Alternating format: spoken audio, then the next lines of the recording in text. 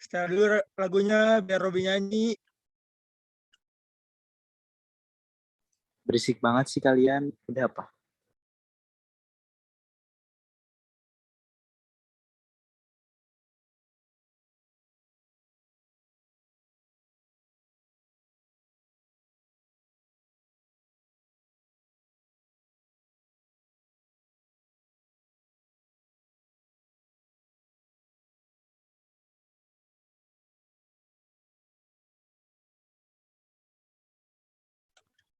Sekelas berapa orang dah, Ren?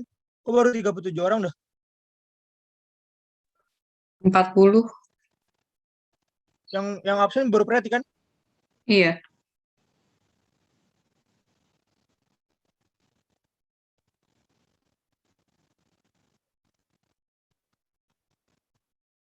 Ham, abang lu mana, Ham? Siapa dat? Basam. Siapa? Basam. Bahasa mungkin sibuk apa? Kedengeran ya gue lagi nonton anime ya?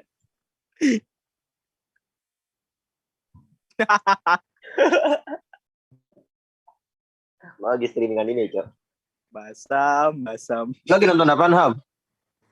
SAO, gue SAO lanjutin dari Tripaldi. Kirito mati, Hab. Berlebihan itu. Assalamualaikum. Waalaikumsalam. Waalaikumsalam, Bu. Waalaikumsalam warahmatullahi wabarakatuh. Assalamualaikum. Waalaikumsalam warahmatullahi wabarakatuh.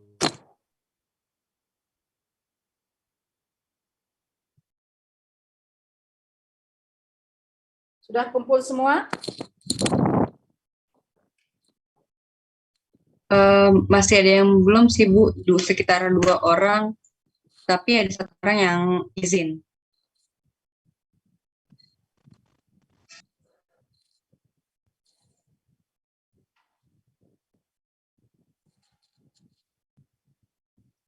Sudah kumpul semua ya? Masih ada 2 orang lagi, Bu, yang belum masuk. Tapi ada 1 orang yang izin, Bu. 1 lagi belum tahu, Bu. Belum ada kabar.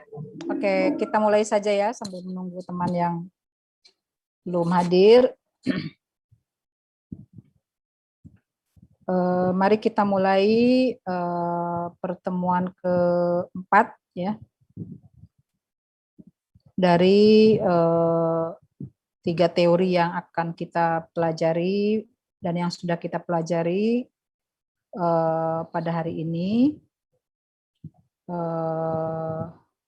Dengan berdoa kepada Allah Subhanahu wa taala agar apa yang kita pelajari pada hari ini dan apa yang kita lakukan menjadi bagian dari amal ibadah kita kepada Allah Subhanahu wa taala dan bermanfaat bagi kalian dan bagi ibu juga ya, baik di masa-masa kini maupun di masa-masa yang akan datang. Kita mulai dengan membaca basmalah.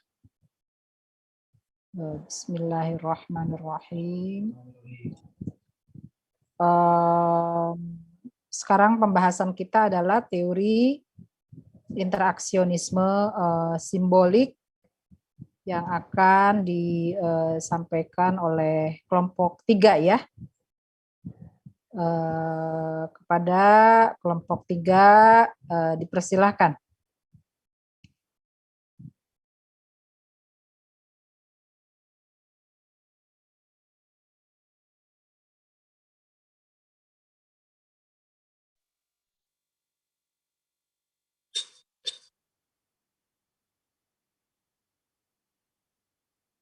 Bisa dimulai, Bu?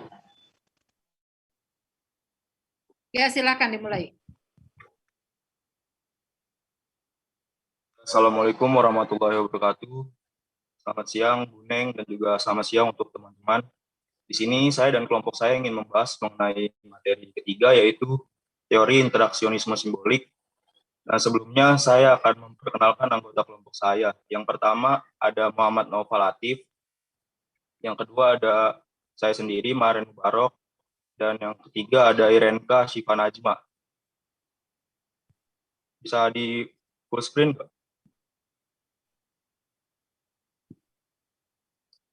Oke, sebelum masuk ke pembahasan yang mendalam, pertama kita harus mengetahui pengertian dari interaksionisme simbolik. Untuk mempelajari interaksi sosial dalam sosiologi,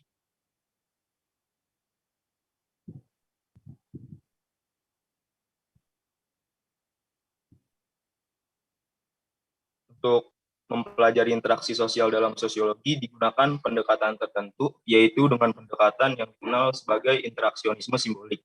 Sumber pendekatan ini berasal dari pemikiran George Herbert Mead. Sasaran dari pendekatan ini adalah interaksi sosial, dan kata simbolik itu mengacu pada penggunaan simbol-simbol dalam interaksi. Nah, apa yang dimaksud dengan simbol di sini? Leslie White mendefinisikan simbol sebagai suatu yang nilai atau maknanya diberikan kepadanya oleh mereka yang mempergunakannya. Makna suatu simbol menurut White hanya dapat ditangkap melalui cara non-sensoris, yaitu melalui cara simbolik. Contohnya, makna suatu warna tergantung pada mereka yang menggunakannya. Terus warna merah itu berarti berani, putih itu suci, dan merah juga bisa berarti komunis, sedangkan putih itu bisa berarti menyerah. Makna tersebut gak bisa ditangkap dengan panca indera. Makna tersebut gak ada kaitannya dengan sifat-sifat yang secara intrinsik terdapat pada warna, tergantung pada makna yang diberikan oleh pihak yang menggunakannya. Next.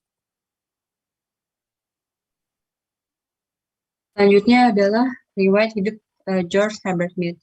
George Herbert Mead lahir di South Hadley, Massachusetts, negara bagian Amerika Serikat pada 27 Februari 1863.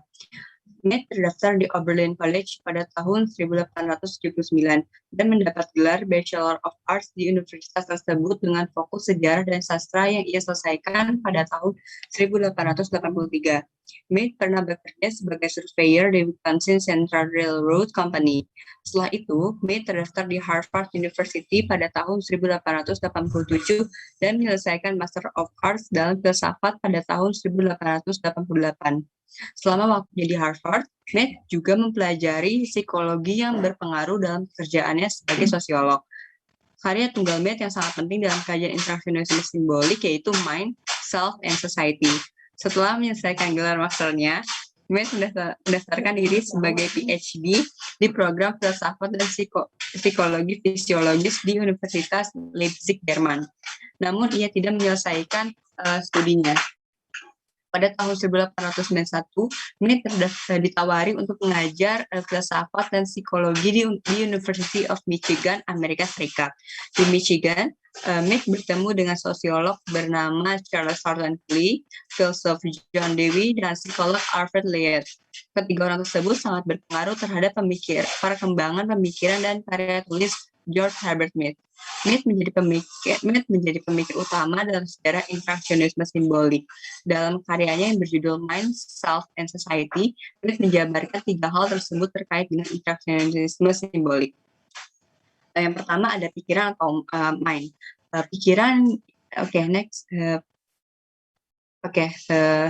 Yang pertama ada pikiran atau mind. Pikiran yang didefinisikan oleh Mead sebagai proses percakapan seseorang dengan dirinya. Pikiran merupakan fenomena sosial yang muncul dan berkembang dalam proses sosial. Pikiran merupakan bagian yang tidak terpisahkan dari proses sosial. Proses sosial mendahului pikiran, sehingga pikiran itu dibentuk oleh proses sosial, bukan proses sosial yang membentuk proses sosial membentuk pikiran, bukan pikiran yang membentuk proses sosial. Pikiran menghasilkan suatu bahasa isyarat yang disebut dengan simbol. Simbol dapat berupa gerak-gerik dan bisa juga berbentuk bahasa. Ketika individu sudah mengetahui adanya berbagai macam simbol, kemudian individu tersebut akan berpikir melalui situasi yang ada, lalu memaknai simbol secara konsensus. Terkait hal ini, Mead merupakan aliran anti-behaviorisme. Sebelumnya ada pendekatan untuk memahami kajian interaksionisme simbolik, yaitu behaviorisme radikal. Behaviorisme radikal itu merupakan digagas oleh John Watson. Nah, behaviorisme radikal ini untuk melihat interaksionisme simbolik dalam melihat perilaku manusia di behaviorisme radikal ini hanya mengamati perilaku manusia yang bisa diamati secara kasat mata gitu, bukan perilaku seperti yang gagasannya Mead seperti mind, self, and society.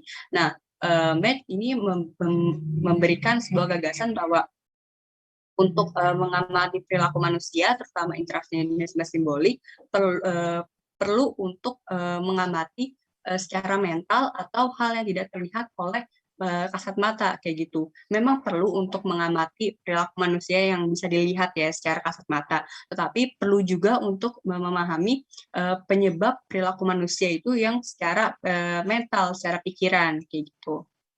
Kedua ada diri atau self. Diri atau self menjalani internalisasi atas realitas struktur yang lebih luas. Self merupakan internalisasi seseorang atas apa yang telah digeneralisir oleh orang lain atau kebiasaan-kebiasaan sosial pada komunitas yang lebih luas. Diri berkembang ketika orang belajar mengambil peranan orang lain. Contohnya adalah pada pertandingan basket, setiap orang harus mengetahui ini perilaku aktual dan yang diharapkan dari pemain lain. Jadi kita pada diri atau self ini kita mengetahui peranan orang lain dan orang lain juga mengetahui peranan kita, begitu sebaliknya. Artinya ketika seseorang memainkan peranan, ia juga sambil mengakui peranan orang di sekitarnya. Penyesuaian peranan akan membuat aktor dalam tanda kutip hadir dalam perspektif aktor lain yang sedang terlibat dalam pertandingan tersebut. Menurut Mead, orang tak hanya menyadari orang lain, tetapi juga menyadari dirinya sendiri. Oleh karena itu, orang tidak hanya berinteraksi dengan orang lain, tetapi berinteraksi dengan dirinya sendiri secara simbolis. Ketiga, ada masyarakat atau society. Mead menggunakan istilah masyarakat yang berarti proses sosial tanpa henti, yang mendahului pikiran dan diri. Masyarakat penting perannya dalam membentuk pikiran dan diri. Jadi kan tadi sebelum masyarakat itu ada pikiran sama diri ya. Jadi masyarakat ini yang membentuk pikiran dan diri atau self individu seperti itu. Masyarakat memengaruhi aktor dengan memberi kemampuan melalui kritik diri untuk mengendalikan diri mereka sendiri. Jadi masyarakat ini atau komunitas sangat menentukan atau mengendalikan individu. Next.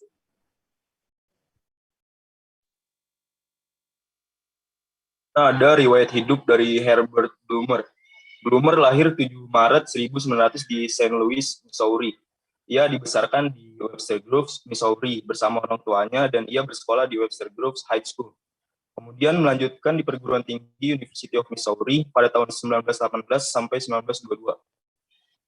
Setelah lulus, dia mendapatkan posisi mengajar di University of Missouri, tapi pada tahun 1925, ia pindah ke Universitas Chicago, di mana ia dipengaruhi oleh psikolog sosial George Herbert Mead, sosiolog Thomas, dan juga Robert Hart. Pada 1928, ia menerima gelar doktor dari University of Chicago. Ia datang di bawah pengaruh akademik George Herbert Mead dan Louis Thomas. Setelah lulus, ia menerima posisi mengajar di Universitas Chicago dan tetap menjadi profesor sampai 1952. Ia menghabiskan 20 tahun terakhir karir mengajar pada 1952 sampai 1972 sebagai ketua sosiologi di University of California di Berkeley.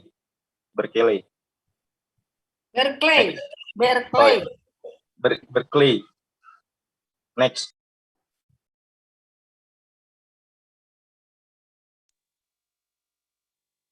Berikutnya, interaksionisme simbolik 2, perspektif dari Herbert Blumer. Herbert Blumer merupakan salah seorang penganut pemikiran Mead yang mana berusaha menjabarkan pemikiran Mead mengenai interaksionisme simbolik. Pokok pikiran interaksionisme simbolik menurut Blumer ada 3, yakni manusia bertindak atau act terhadap sesuatu, think, atas dasar makna, meaning, yang dipunya sesuatu tersebut baginya. Dengan demikian, tindakan penganut agama Hindu di India terhadap seekor sapi atau think akan berbeda dengan tindakan seorang penganut agama Islam di Pakistan, karena bagi sebagian orang tersebut, sapi memiliki makna atau meaning yang berbeda.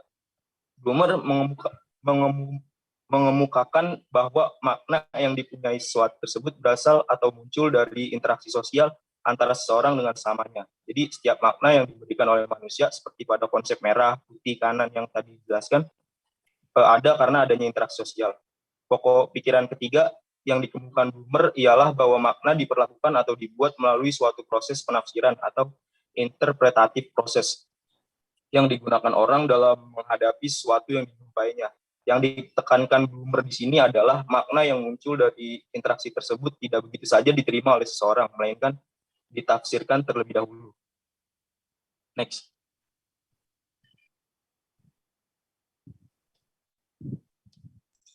Oke, selanjutnya kita akan masuk pembahasan mengenai interaksionisme simbolik menurut Erving Goffman. Ini yang ketiga. Erving Goffman merupakan seorang sosiolog dan dipandang sebagai tokoh kultus dalam teori-teori sosiologi. Dia mendapatkan gelar akademis dari Universitas Chicago dan dikenal sebagai anggota aliran Chicago dan sebagai teoritis interaksionisme simbolis. Goffman lahir pada 11 Juni 1922 di Manville, Kanada. Lalu Goffman meninggal pada 19 November 1982 di Philadelphia, Pennsylvania, Amerika. Pemikiran Goffman dipengaruhi oleh Durkheim, Talcott Parsons, Herbert Blumer, Sigmund Freud, dan George Simmel. Next. Nah, selanjutnya kita akan masuk ke pembahasan mengenai pemikiran dari Erving Goffman. Yang pertama, mengenai diri atau self.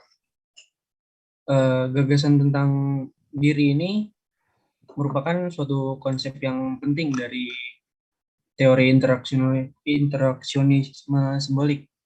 Diri merupakan skema intelektual interaksionis simbolik yang sangat penting karena diri merupakan tempat seluruh proses sosiologis dan perubahannya terjadi melalui analisis individu mengenai arti dan organisasi.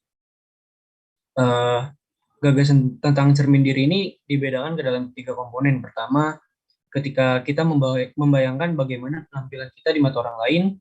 Kedua, ketika kita membayangkan apa yang dinilai orang lain mengenai penampilan kita. Dan ketiga, ketika kita membayangkan perasaan harga diri dan rasa malu terhadap penilaian yang diberikan oleh orang lain terhadap penampilan kita. Yang kedua ada presentation of self in everyday life. Merupakan karya Erving Goffman yang terpenting mengenai diri dalam interaksionalisme simbolik. Konsep diri menurut Goffman sangat dipengaruhi oleh pemikiran Mead. Salah satunya adalah mengenai perbedaan antara apa yang ingin kita lakukan secara spontan dan apa yang diharapkan orang lain untuk kita lakukan. Goffman memusatkan perhatian pada pelaksanaan audiensi sosial dengan diri sendiri. Dalam hal ini, Goffman membangun konsep dramaturgi dan juga manajemen kesan. Pada yang pertama itu konsep dramaturgi. Ini merupakan konsep yang sangat penting dari Erving Goffman, di mana sebuah gambaran kehidupan sosial, di mana seorang individu itu diibaratkan sebagai seorang aktor. Goffman berasumsi bahwa ketika individu tersebut berinteraksi, dirinya sebagai seorang aktor ingin menampilkan perasaan diri yang dapat diterima oleh orang lain. Ketika menampilkan dirinya, aktor merasakan kehadiran audiensi dapat mengganggu penampilannya dan terjadilah penyesuaian pada perasaan diri yang mereka tampilkan kepada audiensi agar cukup kuat mempengaruhi audiensi. Di sini dalam dramaturgi ini bakal banyak sekali istilah mengenai aktor dan juga audiensi. Aktor itu seperti diri kita sendiri. Nah, audiensi itu nanti artinya itu orang lain yang melihat terhadap penampilan kita. Goffman membagi konsep dramaturgi ini pada beberapa bagian. Bagian pertama yaitu panggung depan atau front stage. Merupakan bagian pertunjukan yang berfungsi untuk mendefinisikan situasi bagi orang yang menyaksikan pertunjukan. Pada bagian ini, Goffman membedakan antara setting dan front personal.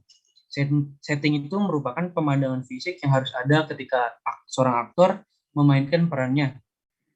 Contohnya itu ketika seorang dokter itu memerlukan ruang operasi atau ruang kerjanya dia, atau seperti seorang mekanik motor memerlukan misalnya bengkel gitu. Jadi tidak bisa dipisahkan. Selanjutnya front personal berisikan berbagai perlengkapan yang harus dimiliki aktor untuk memperkenalkan dirinya. Contohnya dokter dengan jubah dokternya yang warna putih itu, lalu misalnya tokoh agama dengan busana keagamaannya. Kalau orang Islam misalkan tokoh agamanya pakai peci, kiai pakai sorban gitu. Selanjutnya ada manajemen kesan. Ini merupakan penutup dari Presentation of Self in Everyday Life dari Goffman mengenai seni mengelola kesan, di mana dalam manajemen kesan ini dilakukan oleh individu untuk mencegah berbagai tindakan yang tidak diharapkan, seperti kesalahan berbicara, gerak isyarat yang tak sesuai harapan, dan tindakan yang tidak diharapkan oleh individu lainnya. Next. Masih di interaksionalisme simbolik 3 menurut Erving Goffman. Yang nomor 3 ada role distance, yaitu pelaksanaan peran tertentu oleh seorang individu atau aktor di antara banyaknya peran, sehingga hanya sedikit saja individu yang benar-benar terlibat sepenuhnya dalam beberapa peran tertentu. Fungsi status sosial seseorang juga dapat menimbulkan jarak peran. Mereka dengan status sosial tinggi akan menunjukkan jarak sosial yang disebabkan oleh alasan berbeda dengan mereka yang status sosialnya rendah. Contohnya itu ketika ada seorang dokter bedah yang status sosialnya tinggi, ketika dia berada dengan dokter lainnya atau suster lainnya di ruang operasi, dia akan menunjukkan jarak sosialnya kepada orang-orang tersebut untuk menghilangkan ketegangan di ruang operasi. Yang keempat ada stigma. Stigma dalam interaksi dramaturgis terbagi menjadi 2 jenis stigma yang tergantung pada diri seorang aktor. Yang pertama, stigma diskredit, yaitu ketika seorang aktor menganggap bahwa perbedaannya telah diketahui oleh para penonton. Contohnya ketika seseorang kehilangan anggota badannya. Kehilangan anggota badan itu kan sudah diketahui secara fisik ya oleh orang lain. Yang selanjutnya ada stigma discreditable, yaitu ketika aktor merasa bahwa perbedaannya itu tidak diketahui para penonton atau tidak dapat dirasakan oleh mereka. Contohnya itu para homoseksual. Orang yang homoseksual kan dia menyimpan perasaan dalam dirinya sendiri kalau dia tuh homoseksual, jadi tidak dapat terbaca oleh mata langsung gitu. Stigma-stigma lainnya seperti seorang yang bertubuh gemuk berada di antara orang-orang normal dan para Yahudi yang berada di komunitas orang Kristen. Ini masuk dalam stigma discreditable juga. Soalnya mereka yang orang-orang bertubuh gemuk itu kan termasuk yang bisa dilihat oleh mata. Terus kalau orang Yahudi, misalkan dia diam-diam menjadi orang Yahudi di antara orang Kristen. Next. Sekian pembahasan kali ini. Apa ada yang ingin bertanya?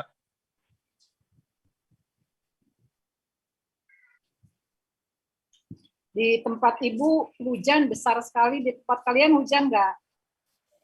Baru Apa? hujan Menunggu. Tempat Ibu besar Belum. sekali hujannya. Ya, silakan. Ada yang mau bertanya?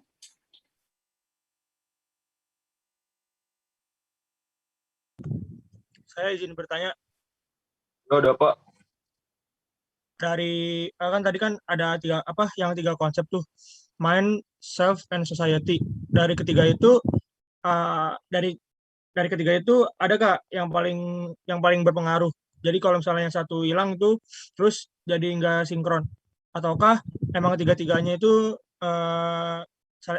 ataukah emang tiga-tiganya itu sangat berpengaruh gitu. Jadi nggak ada yang timpang. Paham nggak? bentar. Dari tiga konsep mind, self, and society, yang mana yang paling berpengaruh gitu ya? Ya, itu aja intinya. Baik, Dak. Makasih, Dak. Apa ada lagi yang ingin bertanya? Yuk, ya Hasan, boleh.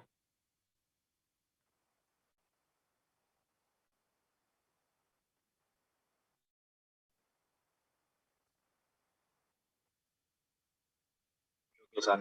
Makasih, San. Mungkin satu lagi ada yang ingin bertanya?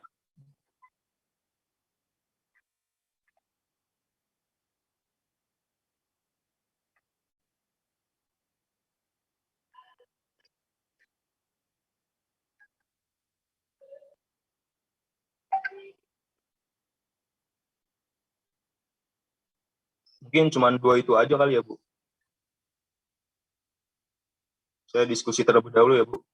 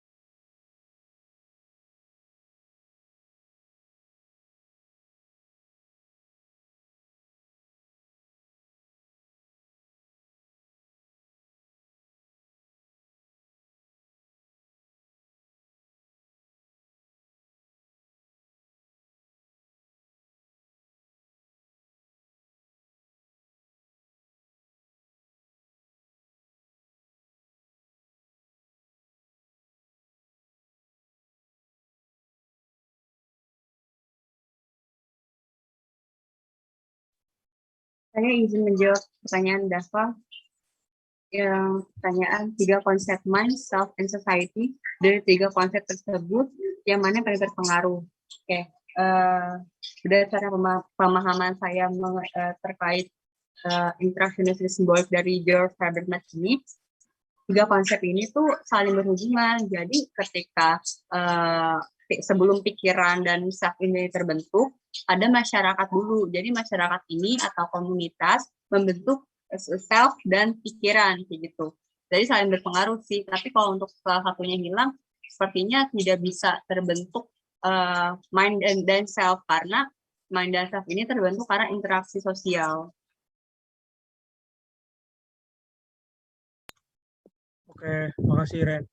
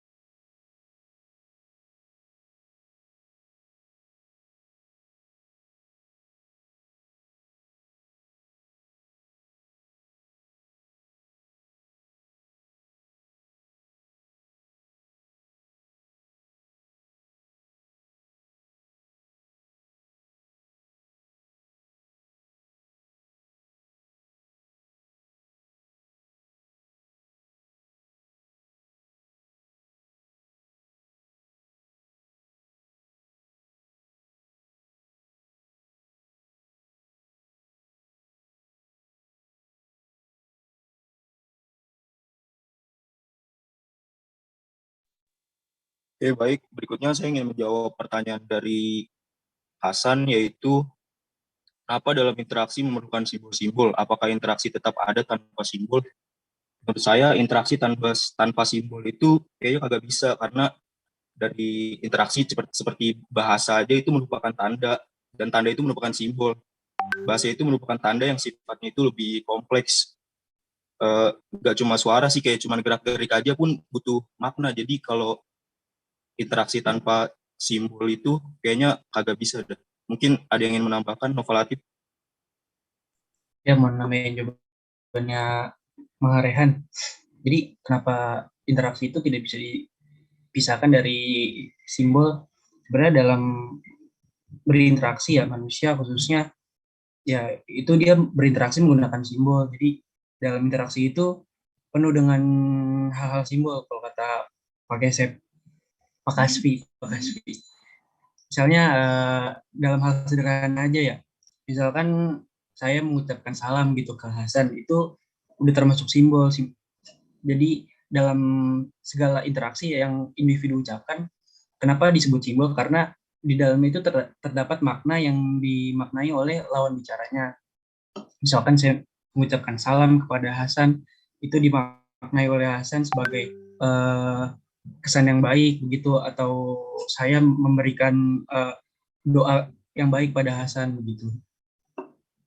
Contoh sederhananya aja sih. Gimana Hasan?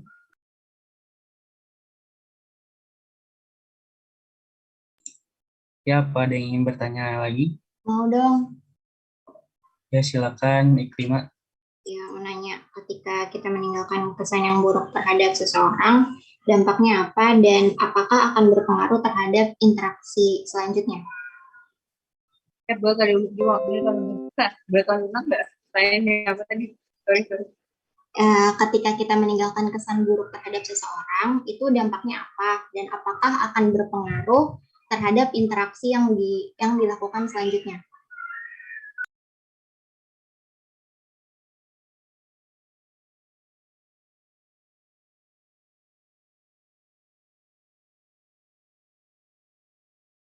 Ananda mau nanya.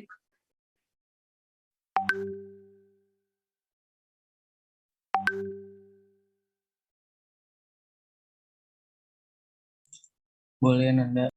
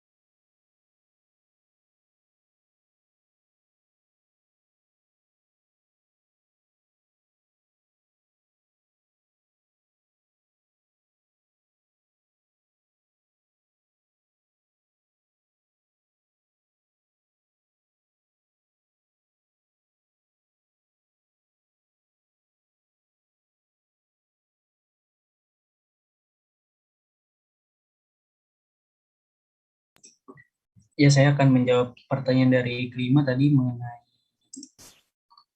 ketika seseorang meninggalkan kesan buruk kepada seseorang yang lain, apakah berpengaruh terhadap interaksi selanjutnya.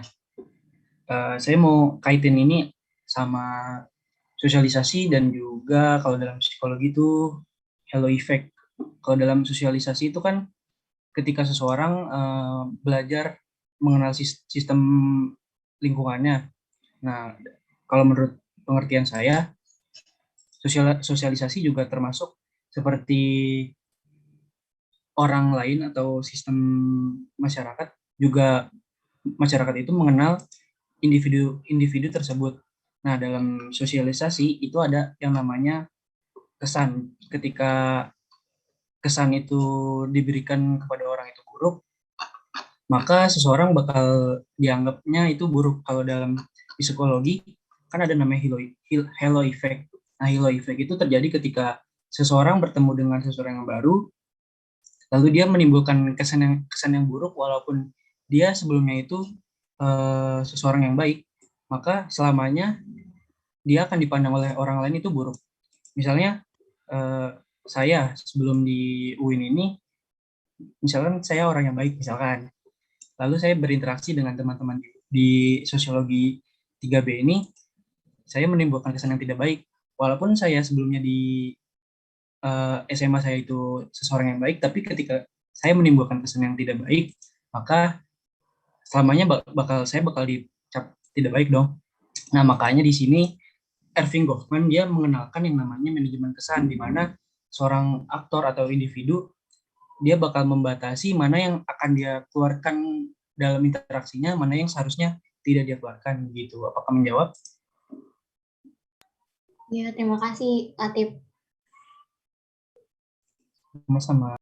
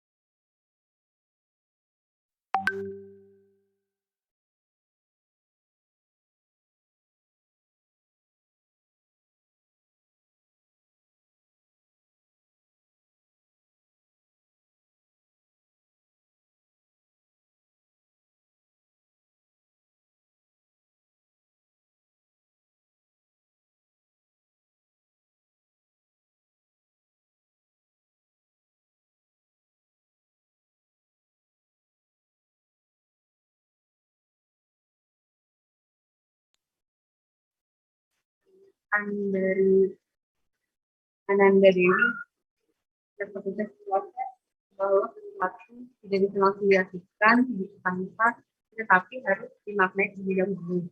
Bagaimana jika individu tidak bisa memaknai sesuatu? Sorry Ren, suaranya kurang jelas Ren. Oh, sorry, jelas ya, bentar.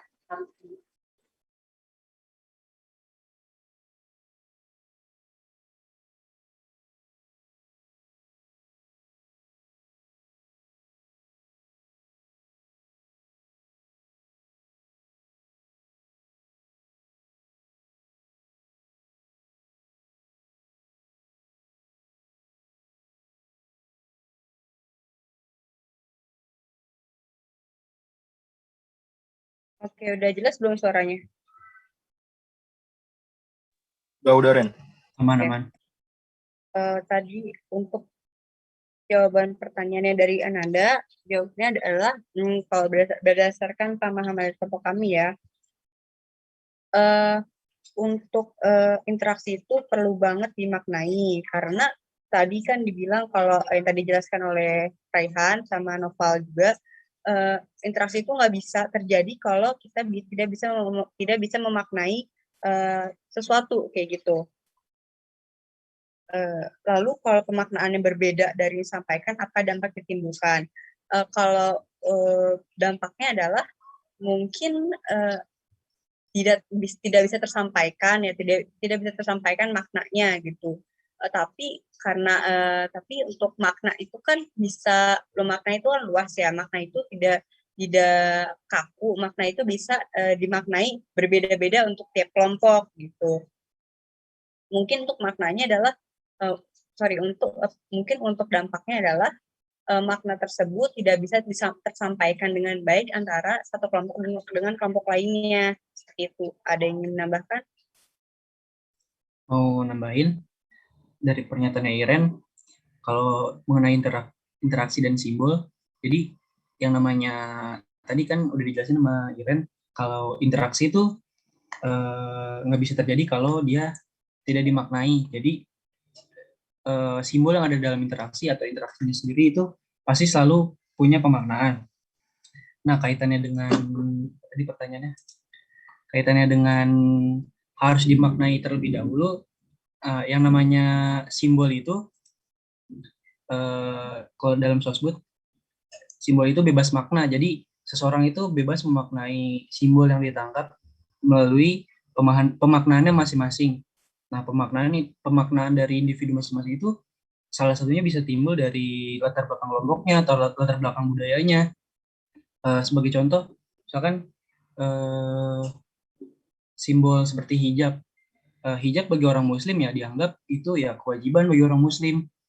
Orang yang berinteraksi dengan hijab ya itu iya tergantung preferensi. Misalnya orang yang berinteraksi dengan hijab ya wajar-wajar saja di negara yang mayoritas muslim.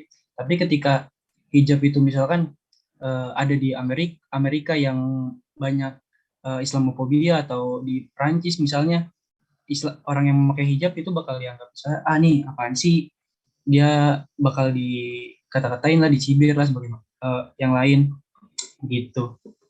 Menjawab Ananda Dewi.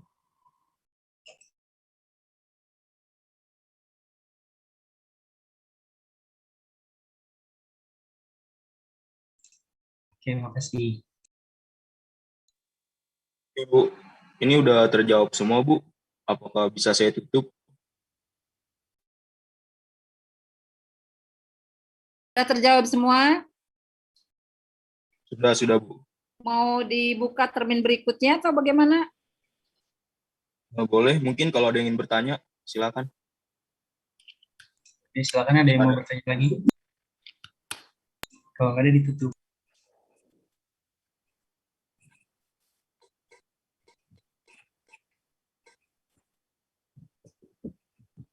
Tidak ada, Bu, sepertinya, Bu. Tidak ada ya. Ibu ngehidupin lampu dulu nih ya, soalnya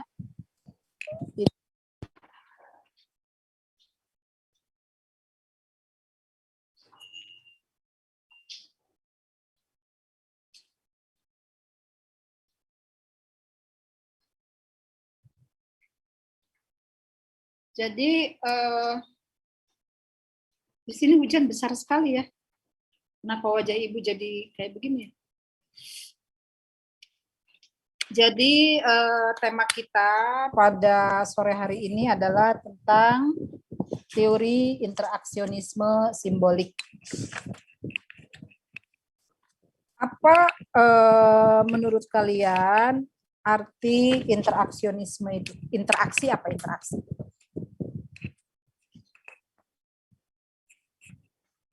Apa makna interaksi?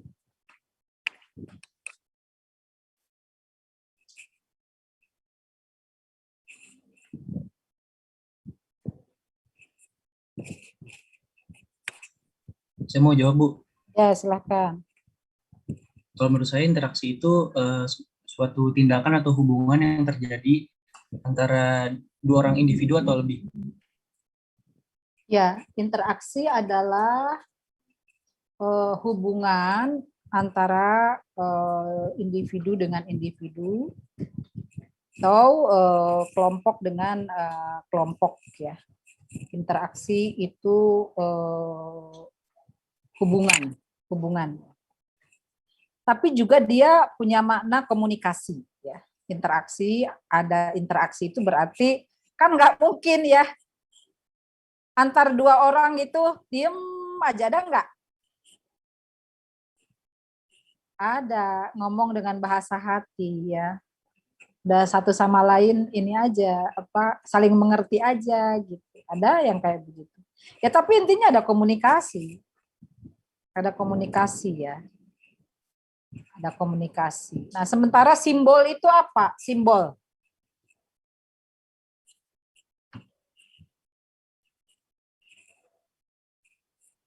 Simbol apa simbol?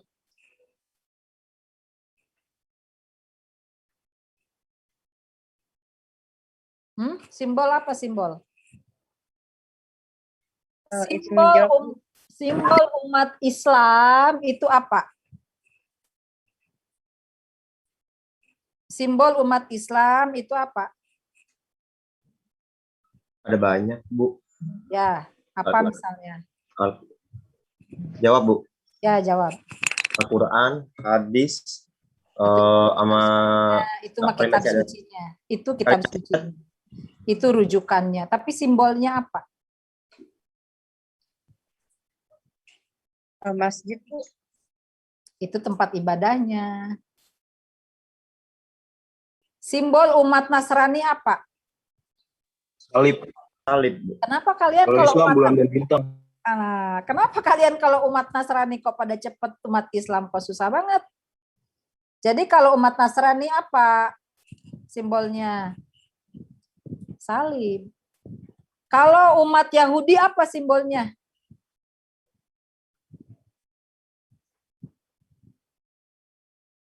Coba umat Yahudi apa simbolnya?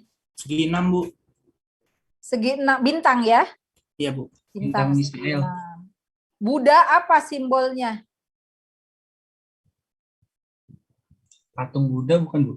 Ya, patung Buddha. Hindu apa simbolnya?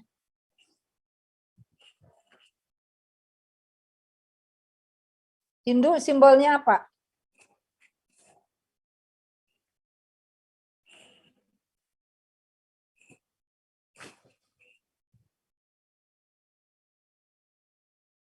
Apa Hindu simbolnya? Itu patung Ganesha kalau tidak salah ya. Siwa, Ganesha, banyak simbol Hindu itu ya. Nah tadi yang Ibu tanya itu simbol Islam kok nggak ngerti ya. Simbol Islam itu Ka'bah. Ka'bah. Kalau bulan bintang itu simbol HMI. Sama partai bulan bintang. Ada namanya PBB, Partai Bulan Bintang. HMI itu simbolnya bulan bintang. Itu simbol semua. Pertanyaannya, apakah simbol-simbol itu punya makna enggak? Punya, Bu. Simbol Ka'bah itu apa maknanya? Makanya umat Islam beribadah itu menghadap ke Ka'bah, Bu. Nah, umat Islam itu kalau sholat menghadap ke Ka'bah. Simbol lain dari umat Islam adalah lafaz Allah ya. Lafaz Allah dan Muhammad. Apa artinya itu? Apa artinya?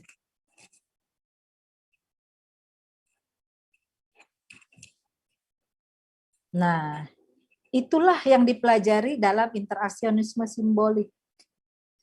Jadi interaksionisme simbolik itu adalah satu hubungan manusia dengan manusia ya.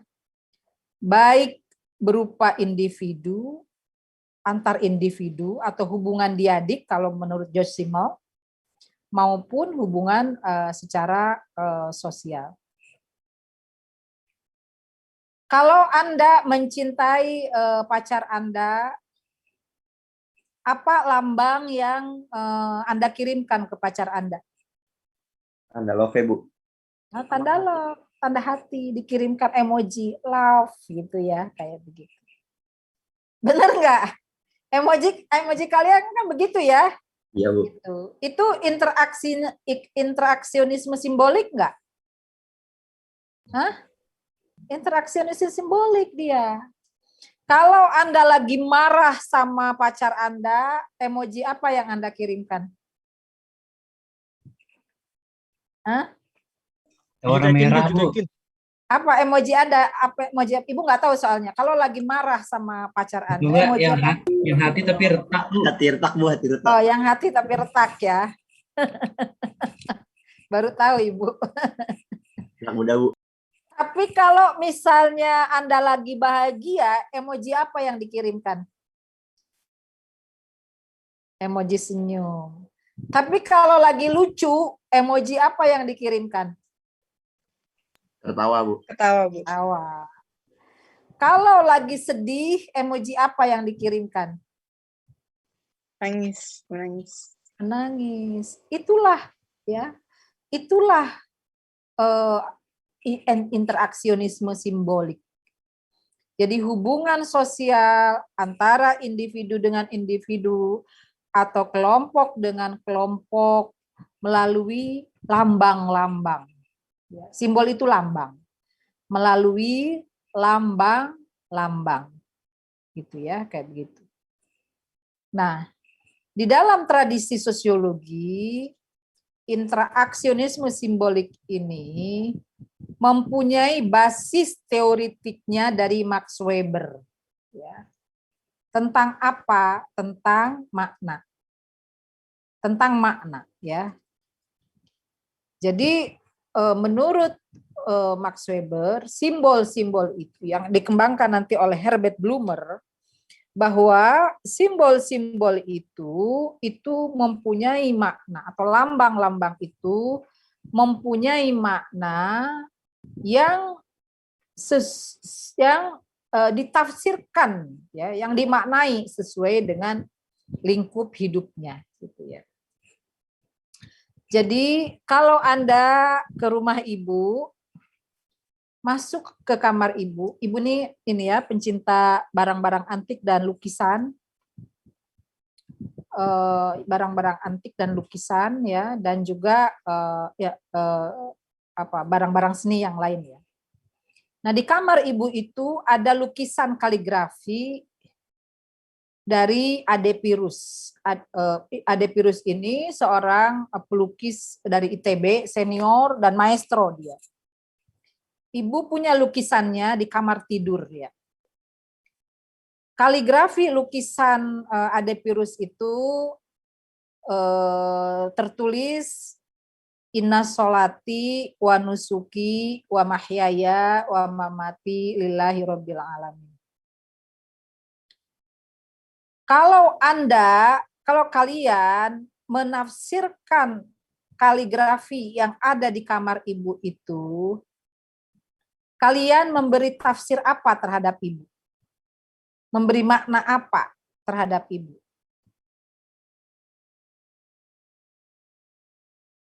Ya bisa. Apalagi kira-kira?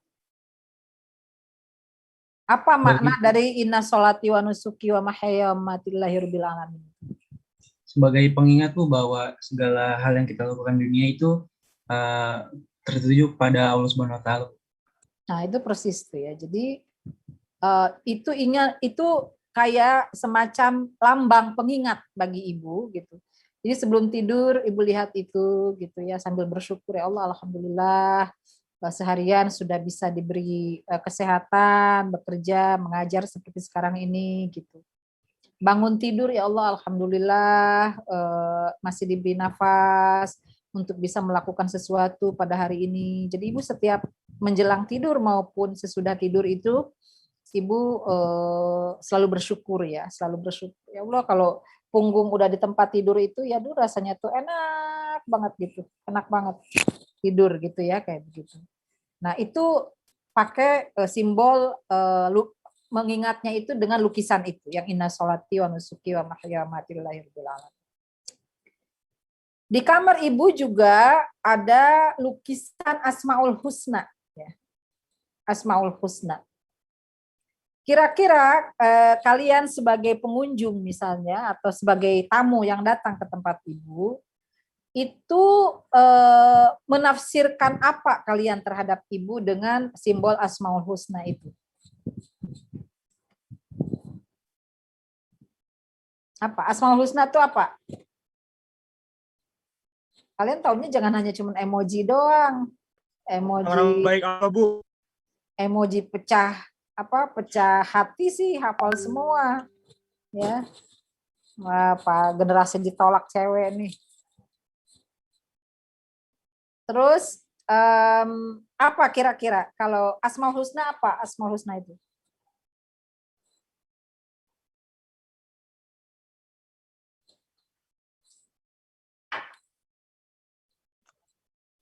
Nama-nama baik Allah, ya, Bu. nama-nama baik bagi Allah. Jadi ibu ingin nama-nama baik bagi Allah itu dibatinkan juga buat hidup ibu ya. Misalnya nama-nama Allah Asmaul Husna itu ada Ar-Rahman ya, Maha Pengasih. Ya Allah, mudah-mudahan saya juga menjadi orang yang pengasih. Ar-Rahim, Maha Penyayang. Bukan hanya Allah yang penyayang, tapi karena kita disayang Allah, kita juga menyayangi orang lain, gitu ya, kayak begitu. Itu mengingat ibu tuh ya, pengingat pada diri ibu sendiri. Itu lambang-lambang. Tidak hanya simbol itu tidak hanya dalam wujud berbentuk, tetapi juga warna. Ya, tapi juga warna. Ibu itu suka setidaknya 3 warna. Ya, setidaknya ibu 3 warna suka. Warna pertama ibu suka warna ungu. Karena dia merupakan warna rahim. Ya. Konon katanya ungu itu warna rahim. Dan juga menunjukkan kesetaraan gender dalam wujud bahwa potensi manusia itu, laki-laki dan perempuan itu setara. Laki-laki bisa menjadi hamba Allah yang beriman dan soleh, perempuan juga bisa. Laki-laki bisa sangat intim dengan Allah, perempuan juga bisa sangat intim dengan Allah. Laki-laki bisa melindungi perempuan, perempuan juga bisa melindungi laki-laki, tapi dalam wujud yang lain ya, karena mungkin badannya laki-laki lebih besar daripada perempuan, tapi melindungi dalam bentuk yang lain. Misalnya aibnya, rasa malunya dilindungi dan tidak diewer-ewer misalnya, gitu ya, kayak begitu. Laki-laki bisa cerdas, perempuan juga bisa cerdas. Nah, itu kesetaraan gender. Kesetaraan gender itu dilambangkan dengan warna ungu. Lambangnya warna ungu. Ibu juga menyukai warna hijau. Ya. Warna hijau nih sebagaimana kipas angin ibu ya, ibu liatin ya. Nih kipas angin ibu. Ini warnanya hijau. Kipas angin. Terus gorden ya, gorden. Oh, lukisan ibu tuh yang lebih besar. Oh, gorden. Oh, ini aja. Apa namanya tuh? Sofa. Sofa kelihatan nggak? Itu. Sofa warnanya warna hijau ya, sofa. Gorden nih, gorden. Kelihatan nggak gorden? Kelihatan ya. Jadi ibu suka warna hijau. Kenapa? Kenapa ibu suka warna hijau? Maknanya bagi ibu adalah pertama dia Islam, warna Islam ya, hijau. Warna P3 hijau. Warna NU hijau. Warna HMI hijau. Warna apa lagi? Konon katanya surga itu juga hijau, konon, dan merah, konon. Hijau juga melambangkan kecintaan ekologis. Ya, ibu cinta lingkungan, cinta banget. Ibu punya banyak bunga-bunga yang bagus-bagus ya. Ibu rawat banget sepenuh hati gitu. Itu hijau. Ada satu warna lagi yang ibu suka, itu warna merah, seperti lukisan ibu, Bang. Lukisan. Warna merah. Terus juga seperti lampu ibu. Lampu. Ini. Mana lampu ya? Mana ya lampu ya? Pokoknya lampu ibu, oh ini. Itu warnanya warna merah. Jadi, oh ini aja, gelas. Nah, gelas ini warna merah, ibu suka ya, warna-warna merah gitu. Terus juga ada ini pamer ya, pamer warna. Ini seperti ini. Lampu hias gitu, merah warnanya gitu.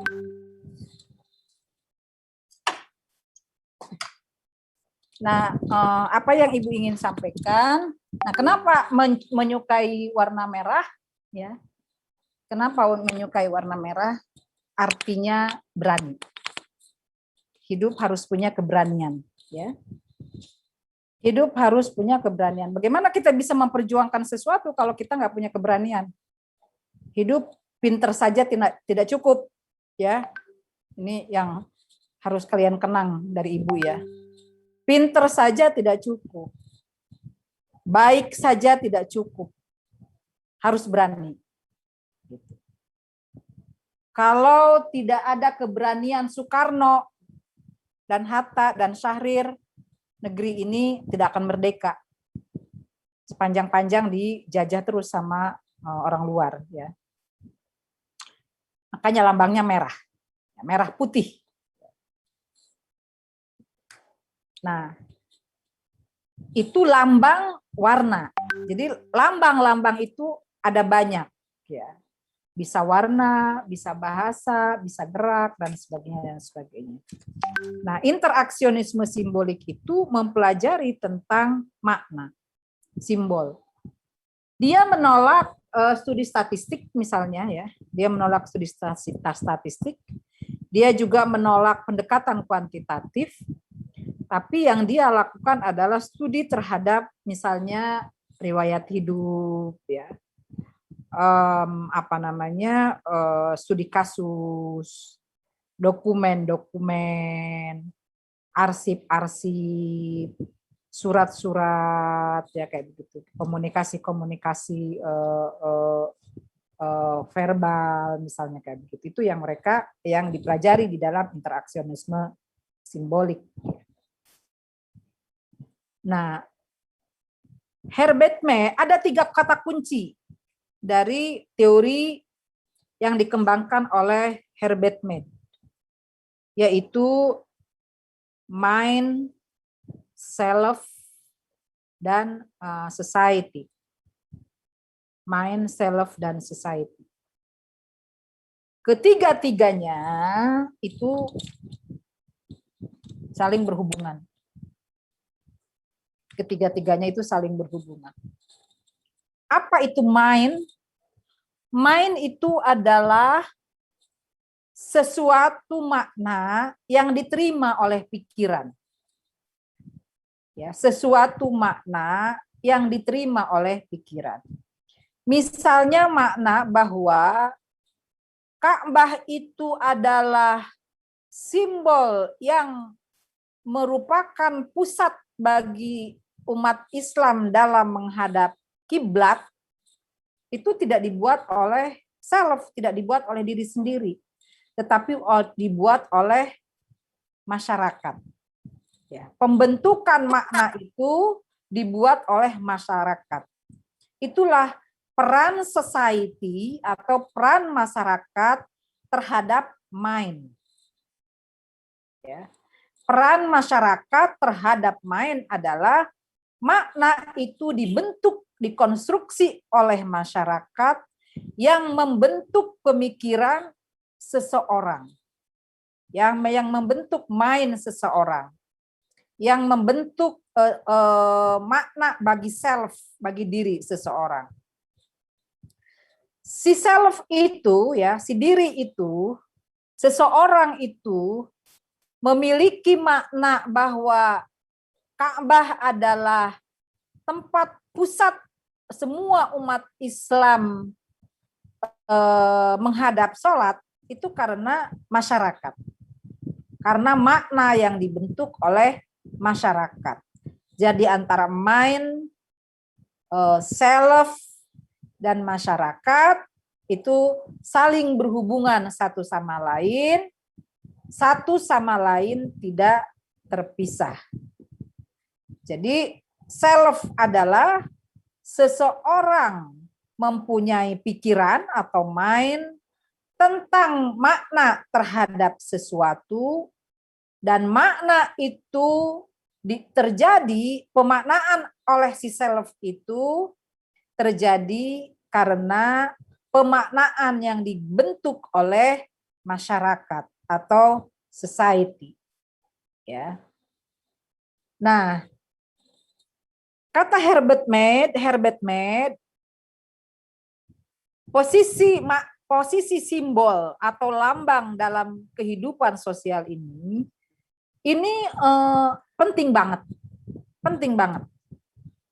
Kenapa dia penting? Karena dia menyampaikan komunikasi dan juga menyampaikan pesan yang ada di dalam.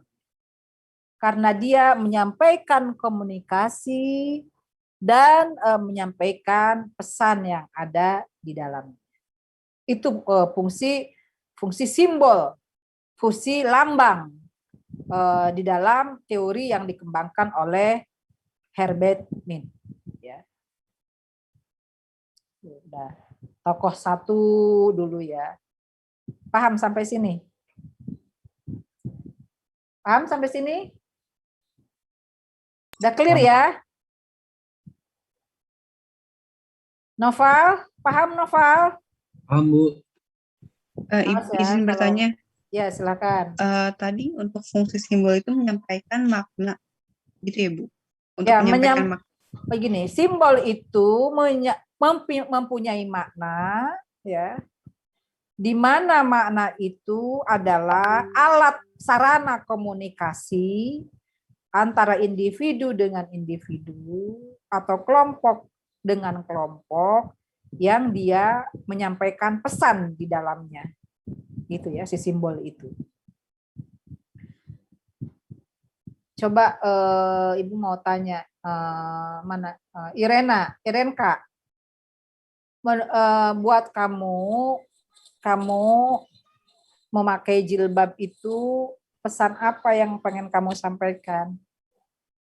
Kalau bagi saya memakai jilbab itu pesannya adalah perempuan itu diwajibkan untuk menutup auratnya, Bu, sesuai dengan perintah di Al-Quran. Kenapa mesti menutup aurat, Irenka? Menutup aurat menjadi salah satu sarana, Bu, untuk menjaga diri, gitu, Bu, dan sebagai bentuk identitas sebagai seorang Muslim. Nah, jadi ginilah kira-kira ya. Kalau ditanya, ngapa kamu pakai jilbab? Saya ini menyayangi diri sendiri, kan? Saya nih menyayangi diri sendiri. Saya menghormati diri sendiri. Karena saya menyayangi diri sendiri dan menghormati diri sendiri, itu agar orang lain juga menghormati saya. Agar orang lain juga menyayangi diri saya sendiri. Kalau saya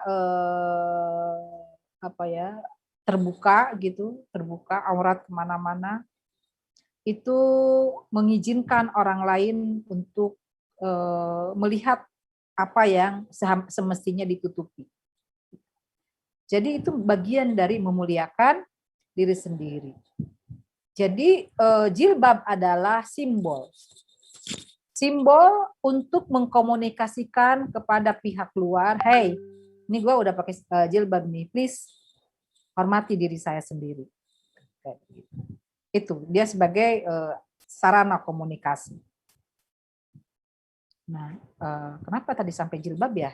Kenapa tadi sampai Irenka ya? Sampai mana tadi penjelasannya? Yang terakhir tadi ya sampai masih simbol ya. Jadi itu makna simbol. Makna simbol termasuk seorang perempuan menggunakan jilbab. Oke, itu dari Herbert Mead ya tentang mind, self dan society ya. Itu harus clear. Ibu nanti minta review kalian ya. Terus juga ada teori dramaturgi dari Irving Goffman. Teori dramaturgi dari Irving Goffman. Konsep kuncinya adalah tentang backstage, front stage, ya. Ada personal front dan ada setting atau pengaturan. Backstage, front stage itu adalah orang yang di panggung. Orang yang di panggung. Misalnya sebut saja dulu Ibu suka nonton nonton pertunjukan dewa. Baladewa lah, Baladewa. Tapi Ibu sekarang nggak suka sama Dani. Dulu. Kenapa? Karena Ibu suka penyanyinya Once. Ya, penyanyinya Once itu suaranya ya Allah ini banget. Halus gitu. Kalian siapa sih penyanyi generasi kalian siapa? Penyanyi generasi kalian siapa yang kalian idolakan, yang kalian sukai? Nggak ada, Bu. Saya ini Bu, Ariel Lesmana Bu. Idolanya Nabi Muhammad, Bu. Beuh. Mantap, Soleh, betul. soleh banget. Nah, siapa? Saya Ariel Lesmana Bu. Aris kemana? Dulu Ibu ya usia enggak, belum lama juga sih. Itu yang Ibu sukai itu dulu Dewa. Pertunjukan Once itu nyanyi, Once itu nyanyi itu ini ya, halus gitu suaranya ya, halus gitu. Kalau di panggung, di front stage gitu, di front stage kalau nyanyi itu memukau. Pokoknya tuh penonton ikut nyanyi gitu ya. Pokoknya pesonanya tuh luar biasa. Itu front stage. Gitu ya. Sementara di backstage itu kan bukan hanya Once ya. Bukan hanya Dhani Ahmad. Ada krunya, ada yang bawain pianonya atau organ. Ada yang bawain mic up-nya. Ada macam-macam di backstage-nya. Di backstage juga mungkin ada skenario manajemennya ya. Mungkin juga di antara mereka bersitegang, berselisih antar mereka. Mungkin juga doa dan sebagainya dan sebagainya. Nah, itu backstage. Backstage. Jadi ada front stage, ada backstage. Di pemerintahan juga begitu, di pemerintahan. Di tingkat lurah misalnya. Di tingkat lurah pidato Pak Lurah gitu di hadapan para warganya itu front stage. Di belakang itu ada sekretaris lurah, ada staf dan macam-macam gitu yang menyiapkan pidato Pak Lurah ini. Nah, itu backstage. Jadi mulai dari berbagai dunia hiburan ya sampai dunia politik, sosial, keagamaan itu ada front stage dan ada backstage. Ada yang di depan dan ada yang menyiapkan di belakang gitu ya sebagai backstage gitu kayak begitu. Nah, menurut si Irving Goffman ini yang di depan front stage ini belum tentu seiring dengan yang backstage. Belum tentu yang di depan indah, di belakang sama indahnya dengan yang di depan gitu ya kayak begitu. Ini bisa kacau malah yang di backstage. Bisa jadi terjadi seperti itu kata si Irving Goffman itu gitu ya kayak begitu. Dalam kehidupan juga begitu. Kalian misalnya nih, siapa nih? Noval mencintai perempuan ya misalnya. Perempuan itu pada awal-awalnya ini orang kok cantik, baik, pinter gitu. Sebulan dilihat masih begitu. Udah lama kenal gitu. Ya Allah, menjengkelkan banget misalnya ya. Yang penuntut lah, yang apalah misalnya, macam-macam lah kayak begitu. Kebusukannya itu kelihatan baru setelah di dalam. Jadi menurut Irving Goffman, apa yang nampak di permukaan dan di depan panggung itu belum tentu sesuai dengan yang ada di belakang panggung. Ya. Antara backstage dengan front stage itu belum tentu dia sesuai, belum tentu sejalan. Gitu. Sama dengan kalau kita mengagumi rumput orang di belakang rumah orang lain, tapi menghina dina rumah sendiri. Ada yang kayak begitu, ya kayak gitu. Itulah konsep front stage dan backstage. Tapi juga ada konsep front personal front ya panggung pribadi dan setting atau pengaturannya. Itu konsep dari Irving Goffman ya. Nah, sementara konsep dari Herbert Blumer tadi itu yang sudah disampaikan sebenarnya oleh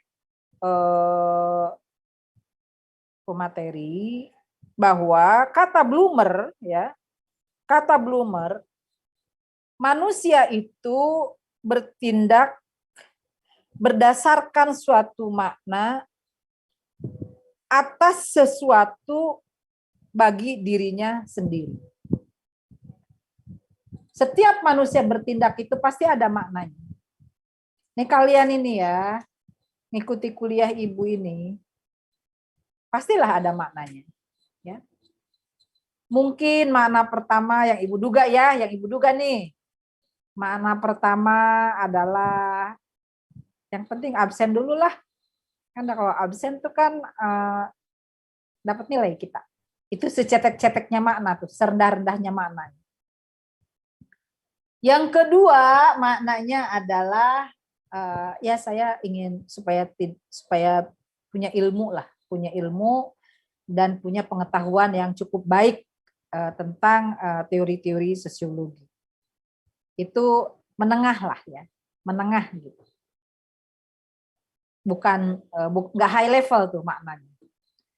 Tapi kalau high level itu maknanya, nggak, saya mengikuti kuliah ini pertama-tama memang saya ingin ibadah kepada Allah karena saya ingin pintar ya, ingin pintar dan pikiran dan hati saya penuh dengan ilmu. Itu baru tuh makna yang high level. Itu high level ya. High level thinking itu. Ya, high level order thinking. Itu maknanya ya. Tapi yang biar absen saja itu serendah-rendahnya makna itu. Cetek banget ya. Jadi tindakan kalian berkuliah ini, ikut kuliah ini setidaknya 3 makna tersebut yang oleh Herbert Blumer dinyatakan bahwa manusia bertindak itu berdasarkan makna atas sesuatu bagi dirinya. Makna dari sesuatu itu lahir dalam proses interaksi sosial dengan sesama. Kalian ini dimaknai, punya makna itu karena adanya interaksi dengan sesama. Kalau tidak ada interaksi, tidak mungkin kalian memiliki makna atas tindakan yang kalian lakukan. Yang ketiga, makna dari sesuatu itu akan dipahami dan juga dimodifikasi oleh individu melalui kemampuan interpretif atau tafsir dan kreativitasnya. Gitu ya. Jadi makna akan dipahami dan dimodifikasi oleh individu karena kemampuan dia cara memaknai atau menginterpretasikan serta kreativitas yang dimilikinya. Itu menurut Herbert Blumer. Begitu ya, Irenka, Noval, dan tadi siapa lagi yang presentasi dari 3 utama ya, 3 teori utama, 3 dari 3 tokoh utama teori interaksionisme simbolik. 1, Herbert Mead tentang mind, self, dan society. Yang kedua, Herbert Blumer tentang segala sesuatu itu, setiap segala tindakan manusia itu memiliki makna. Yang ketiga, dari teori dari Irving Goffman tentang front stage, backstage, personal stage, personal front stage dan kru ya. Kru atau apa tadi kru atau setting atau pengaturan dari kru tersebut. Itu para mahasiswa dan mahasiswi sekalian. Saya kira Ibu menerangkannya kepada kalian itu ini banget ya. Apa namanya? Apa ya namanya ya?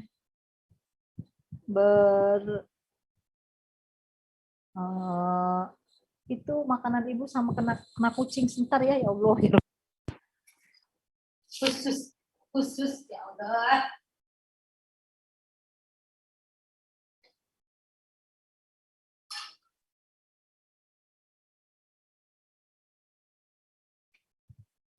Nah, itu jadi Ibu menjelaskannya dengan sangat apa ya namanya ya? Terperinci. Ya. Sangat terperinci mulai dari hal-hal yang paling mendasar dari teori interaksionisme simbolik. Jika kalian belum memahami teori ini, entah dengan cara apa lagi Ibu harus menjelaskannya kepada kalian. Tapi jika ada hal yang ingin kalian tanyakan, disilahkan ya. Kalau masih ada yang ingin ditanyakan.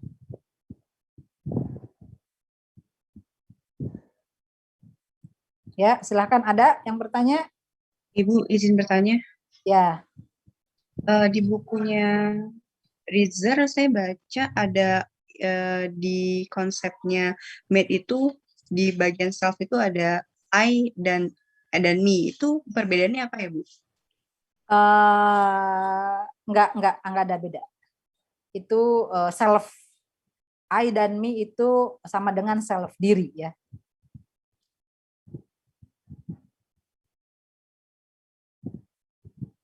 I dan me itu sama dengan self, diri. Baik, Bu. Terima kasih. Ada lagi yang mau tanya?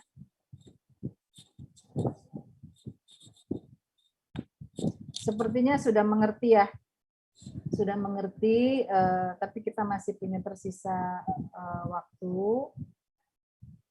Ibu ingin di antara kalian ada yang review dari apa yang sudah menjadi pembahasan kita sore hari ini. Ya, silakan siapa yang mau maju mereview.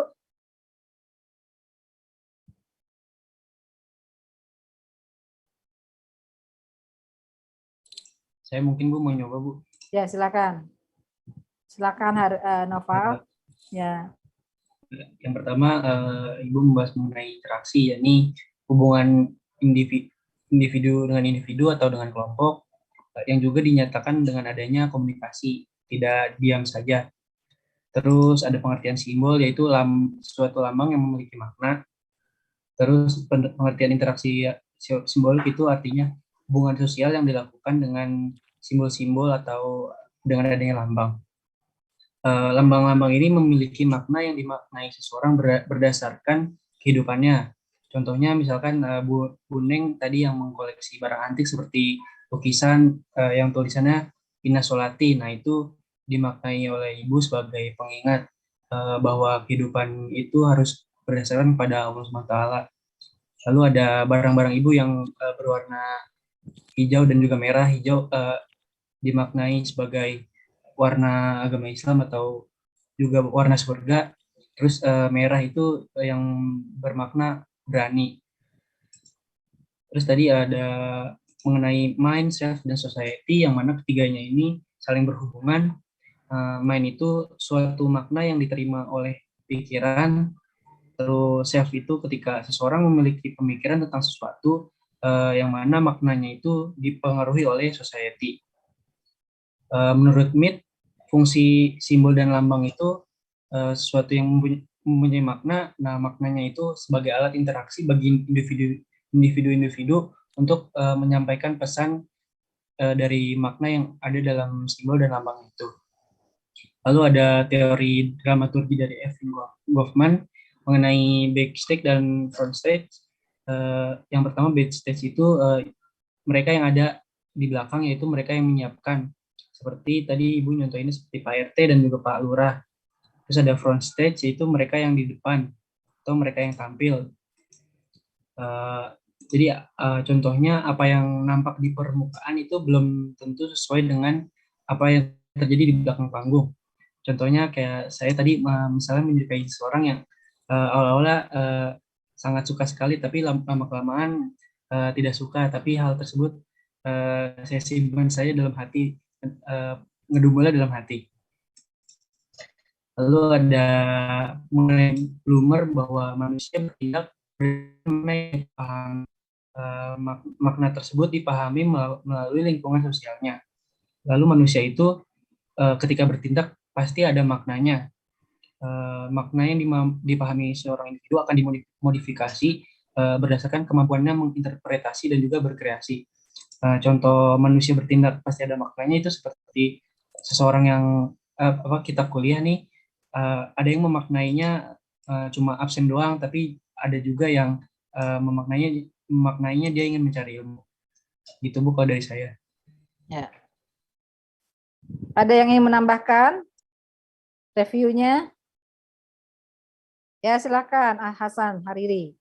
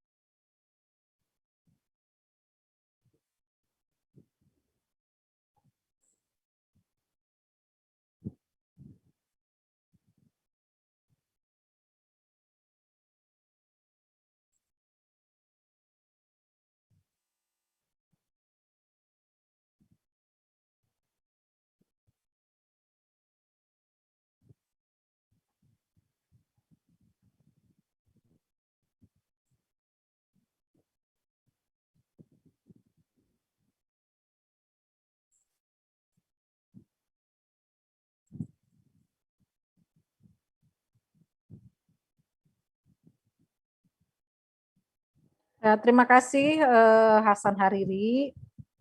Ibu ingin satu orang lagi perempuan, boleh? Boleh nggak? Satu orang perempuan saja lagi.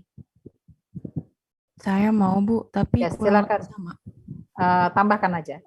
Nah, nggak apa-apa. Nah. Jadi yang saya catat dari penjelasan Ibu, interaksi itu adalah ketika adanya komunikasi antara individu dengan individu atau individu dengan kelompok. Simbol atau lambang seperti identitas agama, misalnya Kristen itu salib, Islam Ka'bah, dan lafaz Allah dan Nabi Muhammad. Hubungan dengan individu, simbol juga bisa berupa seperti emoji yang dikirim lewat pesan individu ke individu lainnya. Interaksionisme simbolik basis teorinya dari Max Weber tentang makna dan pemaknaan. Menurut Max Weber, simbol itu mempunyai makna yang ditafsirkan dan dimaknai dengan sesuai dengan lingkup hidup suatu individu. Jika melihat suatu makna, setiap individu memiliki pandangannya sendiri terhadap pemaknaan sesuatu. Contohnya, jika melihat suatu lukisan, makna individu akan menafsirkan pemaknaan yang berbeda-beda. Ketika seseorang menyukai suatu warna, seperti yang Ibu jelaskan, memungkinkan mereka memiliki pemaknaan sendiri terhadap suatu warna tersebut. Ada mind yang berarti sesuatu makna yang diterima oleh pikiran. Misalnya makna bahwa Ka'bah itu adalah simbol yang merupakan pusat bagi Muslim, tidak dibuat oleh self tetapi dibuat oleh masyarakat. Ini termasuk peran masyarakat terhadap mind. Masyarakatlah yang membentuk makna tersebut bagi diri atau self. Seseorang memiliki pikiran terhadap sesuatu dan terjadi pemaknaan. Terjadinya pemaknaan ini disebabkan oleh masyarakat. Fungsi simbol, posisi simbol penting karena menyampaikan komunikasi dan pesan yang ada di dalamnya, menurut Herbert. Sarana komunikasi antara individu dan individu lain atau individu dan individu kelompok. Contohnya seperti pemakaian hijab. Memakai hijab bisa menjadi karena suatu kewajiban Muslim dan bagian dari suatu individu ingin menjaga diri dan untuk menghormati individu lain. Ada teori dramaturgi dari Goffman, intinya ada backstage, front stage, sama personal stage. Front stage yang pertama ada front stage, orang yang ada di panggung.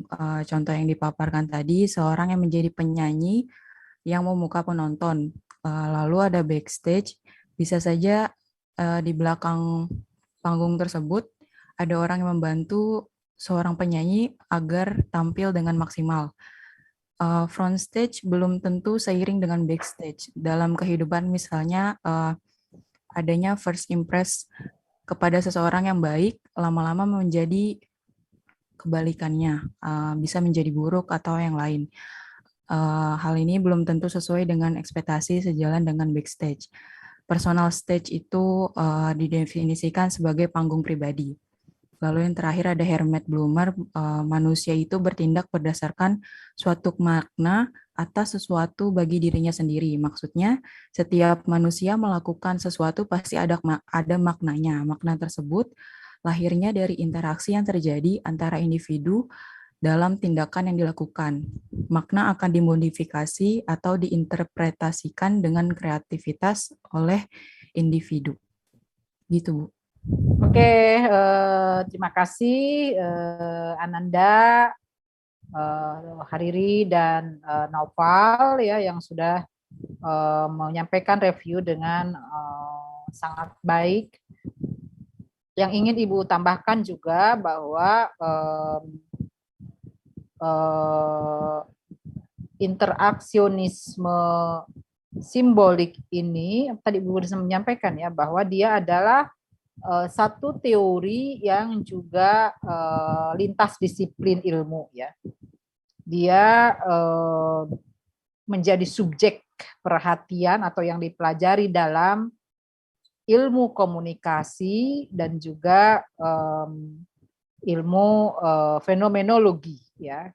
Ilmu komunikasi karena berkaitan dengan komunikasi. Jadi lambang sebagai alat komunikasi. Seperti tadi emoji itu tadi ya, untuk menyampaikan sedih dengan emoji air mata, untuk menyampaikan senang dengan emoji tersenyum, misalnya kayak begitu. Itu komunikasi. Juga Ibu misalnya ingin memberikan ini nih apa nih?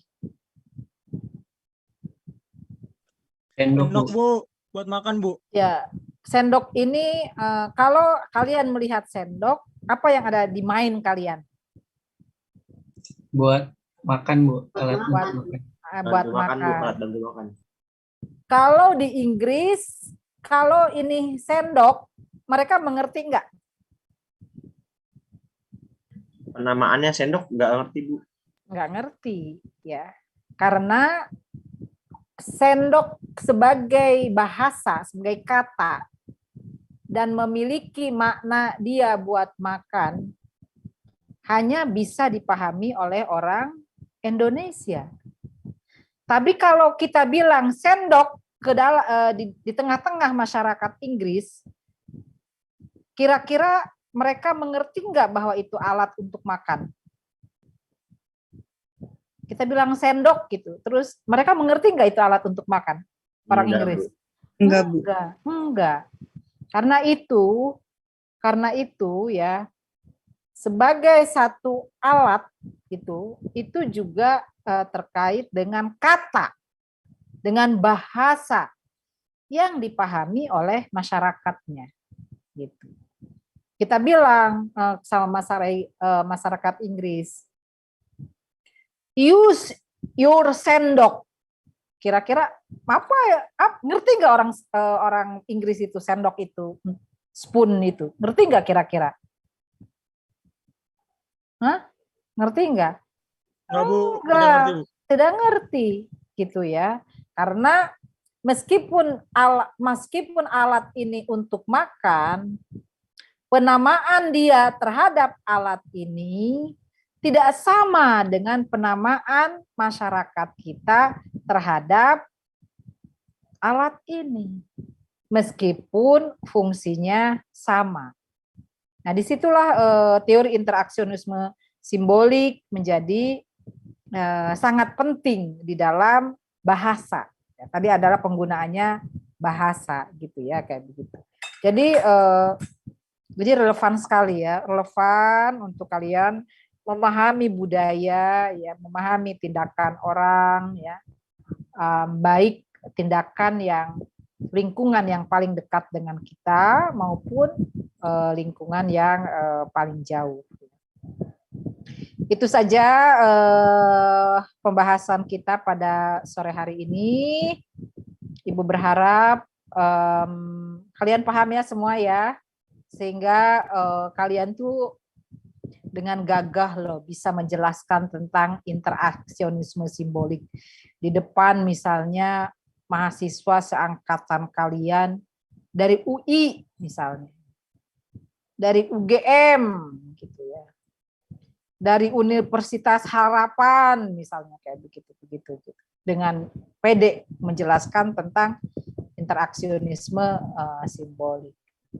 Ketika membahas ini, yang tergambar di pemikiran kalian adalah ingat wajah ibu aja, ya. Ingat wajah ibu ketika menjelaskan tentang teori interaksionisme simbolik. Ketika ingat wajah ibu, nanti kalian itu si lidah lancar banget menjelaskannya ya. Itu si lidah kok lancar banget, padahal yang diingat tuh cuman ibu gitu. Itu insya Allah nanti kemampuan kalian ke arah situ ya gitu. Jadi kalian bisa paham dan jelas dengan pembahasan yang dipelajari hari ini, tapi nanti lebih lanjutnya kalian harus mendalaminya dengan membaca sendiri ya, belajar sendiri. Itu saja pembahasan kita pada sore hari ini. Jangan lupa absen, dikirim absen. Nah, kita akhiri dengan foto bersama untuk bukti dan dikirim juga ke WAG ya. Tapi sebelum kita foto, mari kita akhiri perkuliahan ini dengan sama-sama membaca hamdalah. Alhamdulillah. Foto ya. Siapa yang foto nih? Hasan, biar lama nggak? Hasan.